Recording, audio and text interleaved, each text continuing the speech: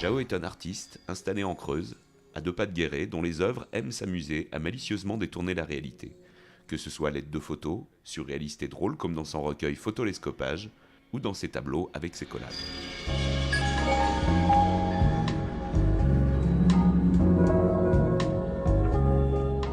À l'origine, il y a une démarche de récupération, de recyclage, de détournement d'objets. J'aime bien redonner vie à des objets qui vont partir à la poubelle, leur redonner vie, leur donner un nouvel usage. C'est un peu la même histoire avec les collages. Tout est parti d'un carton de roman d'amour, roman à l'eau de rose, style Harlequin, mais avec des illustrations d'avant-guerre, avec des couvertures donc très kitsch. J'ai craqué là-dessus chez un brocanteur qui était ravi de se débarrasser de ce carton poussiéreux dont personne ne voulait. C'était une horreur et il s'est débarrassé de ça avec plaisir. Et puis moi, je savais que j'en ferais quelque chose un jour.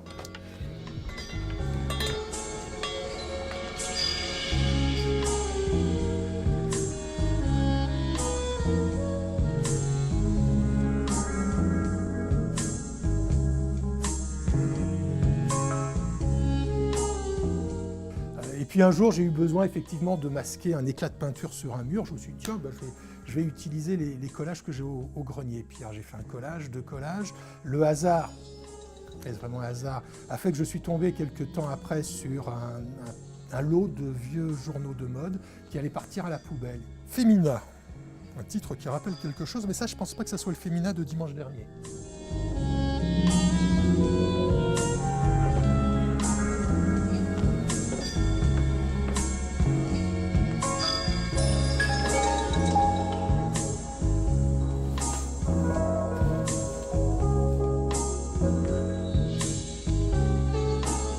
Ce sont des journaux qui ont été imprimés en très grande quantité et du coup, on les trouve en grand nombre encore. Alors, en mauvais état souvent, mais ça n'a pas de valeur marchande.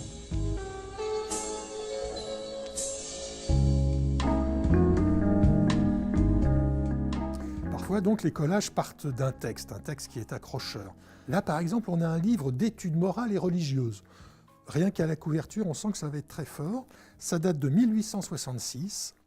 Et alors là, j'ouvre la 19e étude sur l'orgueil. L'orgueil est la maladie humaine. Et la faiblesse de la femme la rend plus accessible à cette maladie. Les unes sont fières de leur beauté, les autres de leur esprit, celles-ci de leur fortune, celles-là de leur parure. Et, mon Dieu, oui, quelque ridicule que cela paraisse, il y a des jeunes filles qui s'estiment beaucoup au-dessus des autres parce qu'elles ont un chapeau plus frais, une robe mieux faite. Ça, c'est un texte qui donne un collage très intéressant. C'est une bonne base.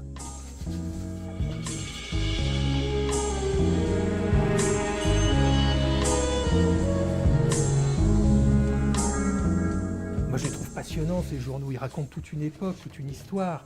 Donc, je ne découpe pas les originaux. Déjà, techniquement, ça ne donnerait pas de bons résultats parce que le papier a eu des qualités différentes selon les époques. Et parfois, c'était presque du chiffon, du tissu. Donc, si on découpe là-dedans, c'est une horreur, ça part en quenouille et on ne peut pas. Je les numérise et ça me permet de les retravailler un peu à l'ordinateur. Bon, j'aime pas trop le travail à l'ordinateur, c'est pas une passion, mais enfin j'accepte cette phase-là parce que ça permet de nettoyer, entre guillemets, les images. Souvent les journaux ont été pliés et donc sur la pliure, il y a une vilaine trace. Il faut essayer de l'enlever tant bien que mal.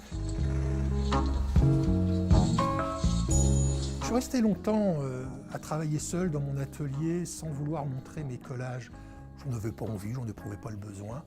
Et puis ça s'est fait un petit peu par hasard. Il y a quelqu'un, un type que je connaissais pour le boulot, pour qui j'ai beaucoup de respect, qui a vu quelques collages en venant ici et qui m'a dit « Ah, une exposition avec des tableaux comme ça, j'y vais ». Ça m'a intrigué.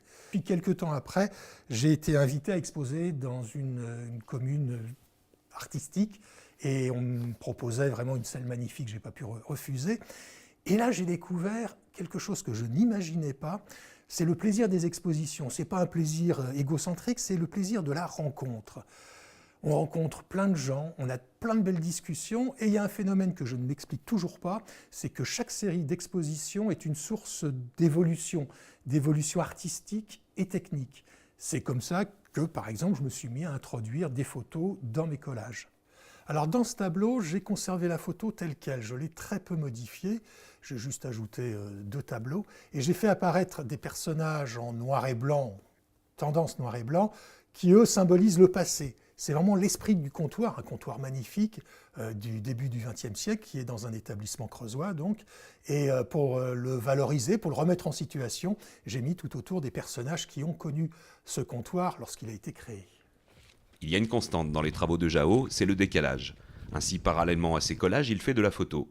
Des photos humoristiques, prises dans la rue, dans les champs, sur le bord des routes. L'humour du quotidien. Les photos humoristiques, les télescopages, comme je les appelle, j'ai commencé à les faire il y a 22 ans lorsque j'ai changé de région, j'ai changé de métier et j'ai changé de lunettes aussi. Et donc voilà, j'ai porté ce regard décalé sur la réalité et ça s'est multiplié, j'en ai fait de plus en plus, je sentais que ça faisait beaucoup rire, mais voilà. Ce besoin finalement de les montrer et d'en faire un livre, c'est venu lors d'une expo. Et les visiteurs me faisaient le reproche de ne pas avoir de carte postale ou de livre à emporter de ces photos. Donc voilà, je me suis rendu compte que c'était une nécessité de faire un livre et le hasard a fait que j'ai rencontré quelqu'un qui a partagé cette envie et qui m'a aidé à le réaliser techniquement, Géraldine. Je ne veux pas dire quelque chose, j'exprime simplement, alors dans les photos ou dans les collages, une réalité d'une époque, qu'elle soit contemporaine pour les photos ou passée pour les collages. Mais ensuite, c'est à celui qui regarde de faire son histoire, d'en tirer les conclusions.